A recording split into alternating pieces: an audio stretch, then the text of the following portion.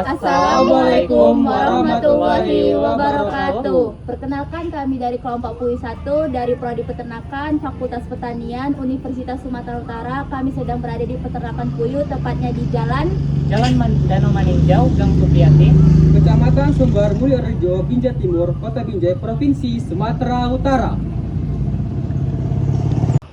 Di sini kami sedang berada di peternakan puyuh dengan owner Bapak Roni dan Ibu Saiyah.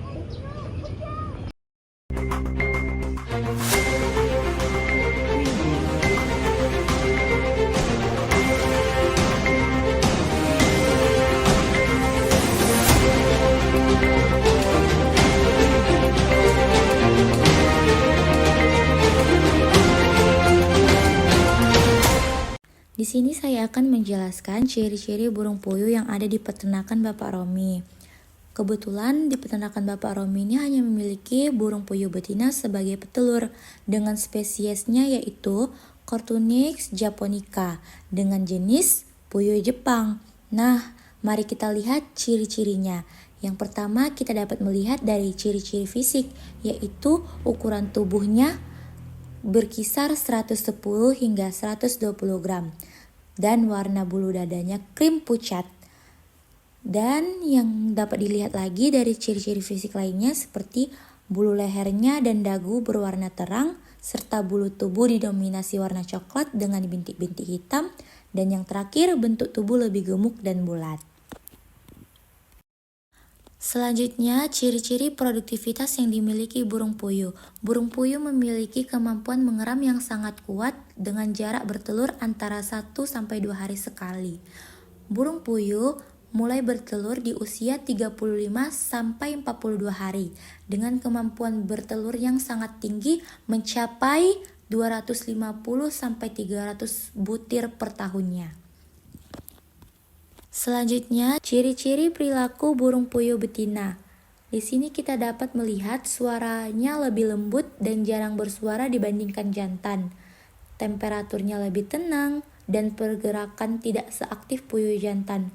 Namun, puyuh betina ini memiliki kelemahan, yaitu lebih mudah stres saat dia bertelur.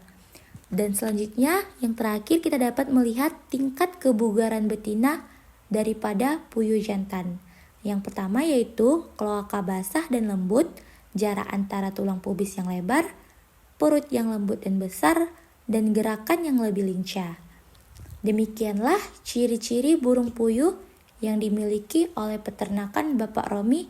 Baik, di sini saya akan menjelaskan terkait manajemen kandang, di mana di sini terdapat bangunan utama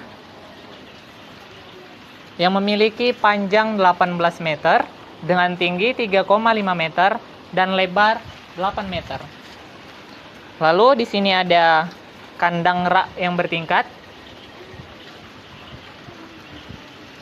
yang berukuran panjangnya 15 meter, tingginya 180 cm, dan untuk lebar kandangnya berkisar 80 cm.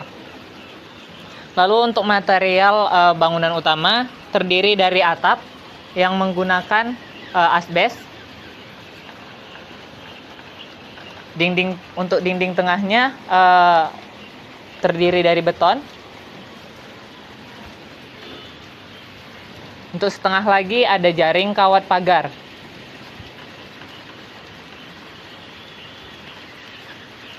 Lalu di sini bentuk model kandangnya bertingkat dan memanjang yang terdiri dari 5 tingkatan kandang, dan untuk jumlah persekatnya terdapat 210 sekat kandang.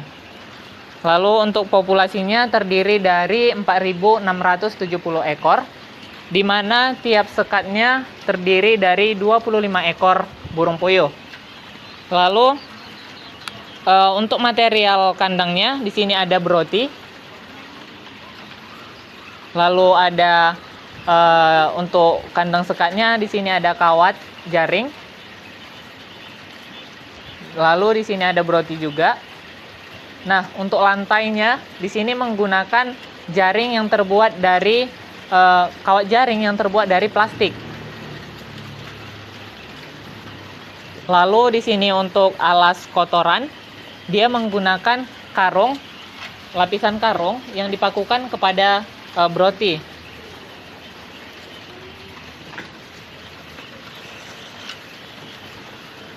Lalu di sini terdapat tempat pakan yang minimalis yang terbuat dari plastik.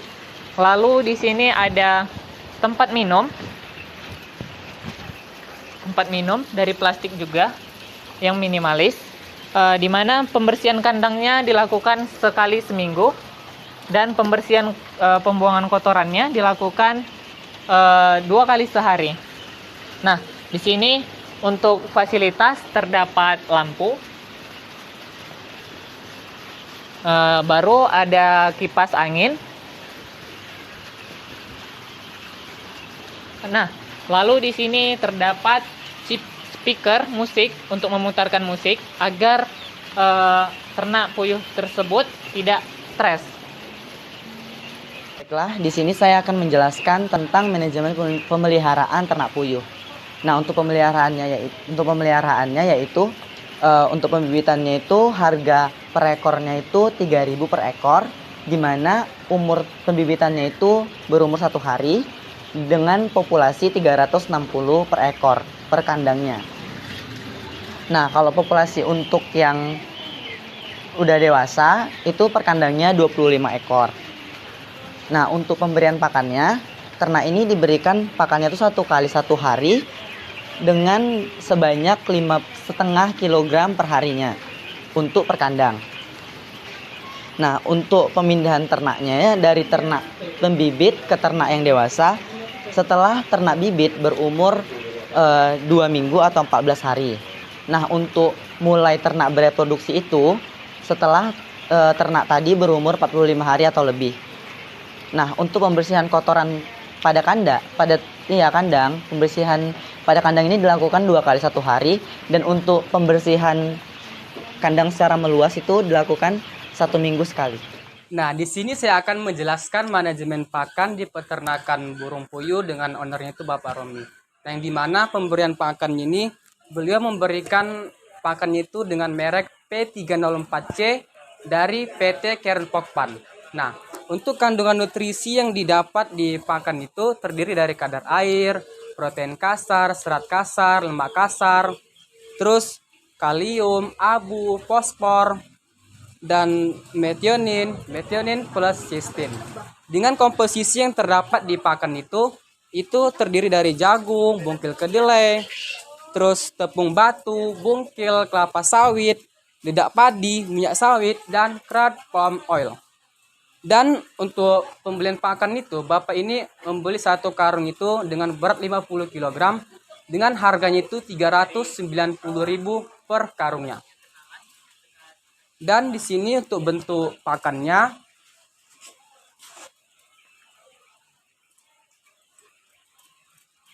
gitu.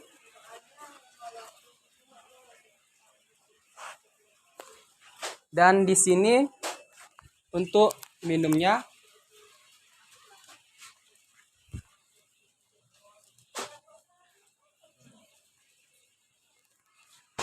nah, dari segi pakan tadi kan itu jenisnya itu jenis pelet, dan tempat minumnya itu burung puyuh ini dia mematuk-matuk tempat minumnya yang di sini tadi sehingga keluar air.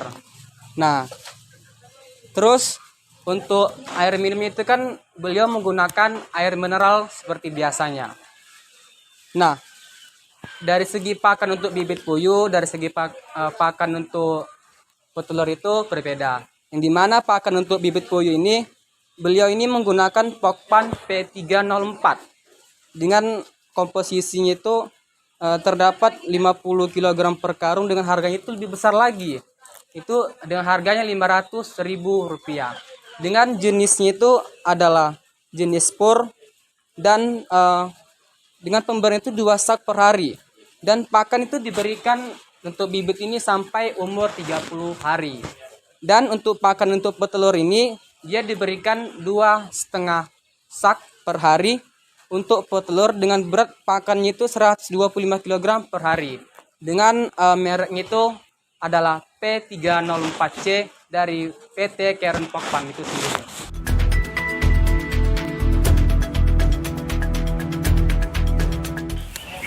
manajemen kesehatan, di mana burung puyuh sering mengalami gejala-gejala kebobolan atau kendalanya di dalam kesehatan seperti dari suara keras ataupun kejutan yang membuat si puyuh jadi terasa terkejut dan mengalami penyakit yang namanya kebobolan. Jadi itu bisa terjadi dan bisa mengakibatkan kematian pada burung puyuh. Biasanya burung puyuh mengalami kematian perharinya sebanyak 2 ekor. Nah, cara pengobatannya tidak ada. Dia kalau sudah terkena kebobolan biasanya akan mati.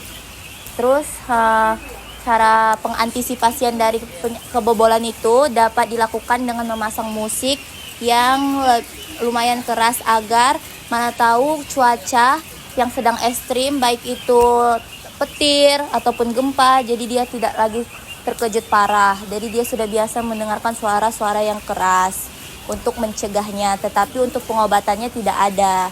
Terus burung puyuh juga memiliki habit yaitu mematuk sesama mereka dengan paruh yang panjang. Jadi dia tuh kalau sudah panjang wajib dipotong menggunakan gunting kuku agar tidak mematuk sesama burung puyuh. Biasanya itu kalau sudah saling mematuk sampai bulunya rontok dan tidak memiliki bulu lagi. Nah, lanjut pada kesehatan, pada pemberian vitamin dimulai dari usia 0 sampai 2 minggu atau 14 hari diberikan vitamin Vitacik sebelum pemindahan kandang. Terus pemberian Vitatres setiap hari pada ternak puyuh puyuh dewasa agar meminimalisir stres yang terjadi pada burung puyuh. Terus pemberian suplemen berupa Medi-X untuk perkembangan telur yang semakin banyak. Terus pemberian vaksin pertama yaitu 3 kali selama seminggu untuk fase bibit agar dia berkembang. Nah, nama vitaminnya itu sama vaksin yang kedua, tetapi vaksin yang kedua dilakukan setelah dia berusia 30 hari. Nama vitaminnya itu Medivac ND Lasota. Dia berukuran kecil mini. Nah, vaksinnya itu dicampurkan ke dalam air dan diberikan untuk minum si burung puyuh. Terus lanjut yang terakhir yaitu vaksin ketiga biasanya dilakukan pada usia 45 hari berupa vaksin Medivac IBH 120. Dia berwarna biru seperti gambar berikut.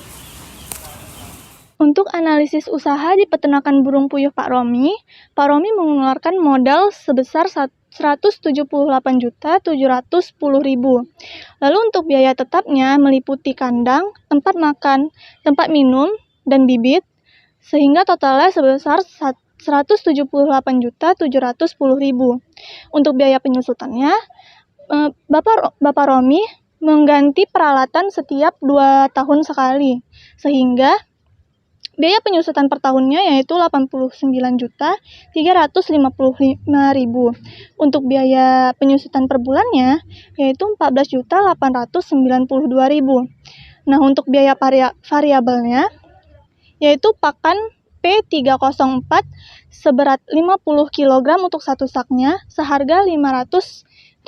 Pak Romi menggunakan 2 sak sehingga mengeluarkan 1 juta. Lalu untuk pakan P304C seberat 50 kg dengan harga 390.000, Pak Romi menggunakan 2 sak setengah sehingga mengeluarkan 975.000. Lalu untuk Vitacik seharga 45.000 dan untuk ND Lasota seharga 360.000. Untuk Medivac IBH 120 seharga 60.000, untuk Vitastress seharga 60.000, lalu untuk listrik per bulannya yaitu 200.000, untuk gaji karyawan setiap bulan yaitu 2.500.000, dan untuk Medi-X seharga 50.000, sehingga total biaya variabelnya yaitu 5.250.000. Untuk penghasilannya setiap 1 bulan menghasilkan 1.290 papan seharga 33.000, sehingga total penghasilannya yaitu 42.570.000. Lalu untuk keuntungannya 42.570.000 dikurang 5.250.000 dikurang 14.892.000. Jadi total keuntungan dari peternakan Pak Romi ini yaitu 22.427.000.